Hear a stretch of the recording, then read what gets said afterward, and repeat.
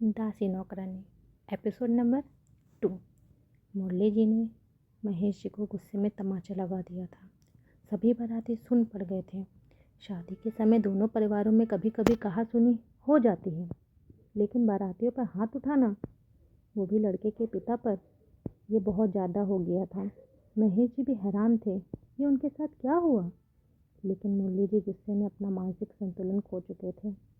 उन्होंने महेश जी को मारने के लिए दोबारा हाथ उठा लिया था, लेकिन वो महेश जी को मारते उससे पहले वेद और श्रेयांश वहां आ गए। वेद ने गुस्से में मुरली जी का हाथ पकड़ा और महेश जी का कॉलर छुड़वाते हुए लगभग उनको धक्का देते हुए छोड़ दिया। मुरली जी लड़खड़ा के पीछे हो गए, पर उनके साथियों ने उन्हें संभाल लिया। वेद को अपने सामने देख के महेश जी बोले, बेटा तुम मंडप से क्यों उठे। वेद अपने गुस्से से भरी आवाज़ में बोला, पापा आपको अभी भी मेरी शादी की पड़ी है।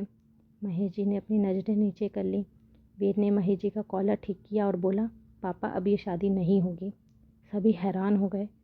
वेद फिर मुरली जी की तरफ घूमा और उनको उंगली दिखाते हुए बोला, मेरे पापा से बदतमीजी करने और उनके ऊपर हाथ उठाने का अंजाम अब तुम भुगतोगे। वेद रघुवंशी क्या है अब तुम अच्छे से जानोगे। अब तुम्हारी बेटी की शादी कभी नहीं होगी, ये मेरा वादा है तुमसे। बोल के वेद ने अपने गले से माला निकाली और मुरली जी के फेस पर फेंकते हुए महेश जी से बोला, चलिए पापा। मुरली जी भी गुस्से में तमतमाते हुए बोले, तेरे जैसे इंसान से मुझे अपनी बेटी की शादी नहीं करनी है। और तू होता कौन है? तुझसे अच्छा और अमीर लड़का ढूंढ के लाऊंगा अपनी बेटी के लिए। मेरी बेटी की शादी रोक सकना तो रोक के दिखाना। शादी छोड़, तू और तेरा परिवार पहले यहाँ से सही सलामत निकल के तो दिखा। मुरली जी ने बोलते हुए अपने आदमियों को इशारा किया तो पीछे से 4-5 हट्टे कट्टे पहलवान सामने आए और वेद और महेश जी को चारों तरफ से घेर के खड़े हो गए। वेद के फेस पर एक तिरछी मुस्कान आ गई। वो पहलवान वेद की तरफ अपनी एक उंगली भी उठाते उससे पहले वेद के बॉडीगार्ड आए और उन पहलवानों पर गन तान के खड़े हो गए।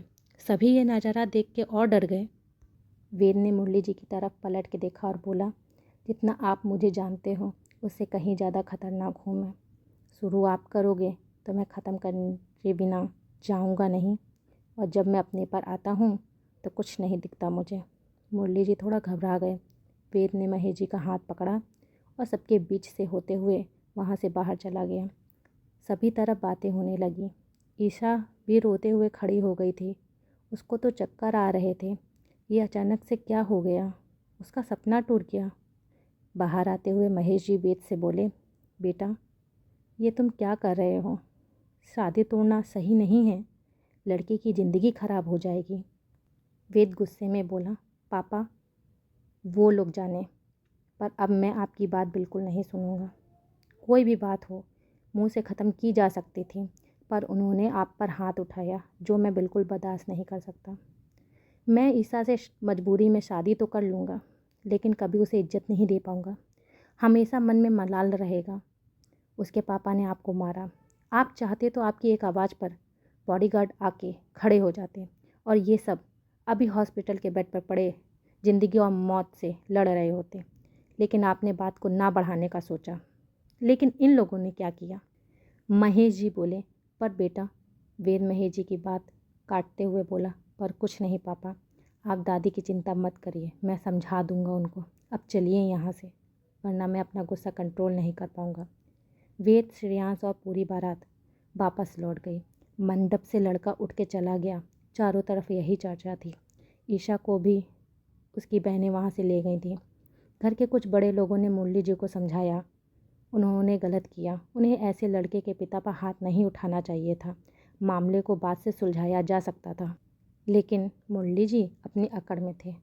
उन्होंने ठान लिया था, वेद कितना भी बड़ा आदमी हो, वो अब उसे उसकी औकात दिखा के रहेंगे। अपनी बेइज्जती का बदला लेकर रहेंगे। सभी जा चुके थे, पर अब बची थी तो मिश्री, मासूम सी लड़की जिसे समझ नहीं आ रहा था उसे अब कहाँ जाना है। जिस संस्था से उसे लाया गया था वो संस्था वाले उसे अब वापस नहीं लेंगे। लड़की की शादी टूट गई। लड़की तो अपने घर वापस चली गई, लेकिन अब वो कहाँ जाएगी? मिश्री भी सिसकियाँ भर भर के रो रही थी। उसका तो कोई नहीं है जिससे वो मदद मांगे। क्या होगा आगे? क्या होगा अब मिश्री का? कैसे लेंगे महेश जी वेद से बदला? क्या वेद सही सलामत अपने शहर पहुंच पाएगा? जानने के लिए बने रहिए इस कहानी के साथ।